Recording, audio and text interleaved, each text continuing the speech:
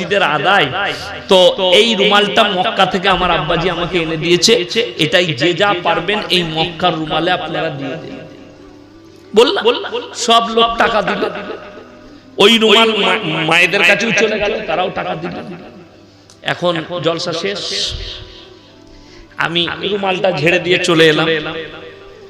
গাড়ির কাছে এসে যখন গাড়িতে চেপেছি, দেখছি একজন মা আর তার মেয়ে গাড়ির কাঁচ ঠুকছে। আমি ড্রাইভারের কাজটা খুললাম, কি ব্যাপার? ঘরে ছিলাম, রুমালটা ছুঁতে পাই না। রুমাল ছুঁয়ে কি করবে বুঝতে পারেন না, মানে ওই যে মক্কার রুমাল বলেছি আমি, বিপদ। আমি বললাম না না, টাকা, আমি টাকা দিতে বলেছিলাম, এটা ছোঁয়ার কোনো ব্যাপার নাই।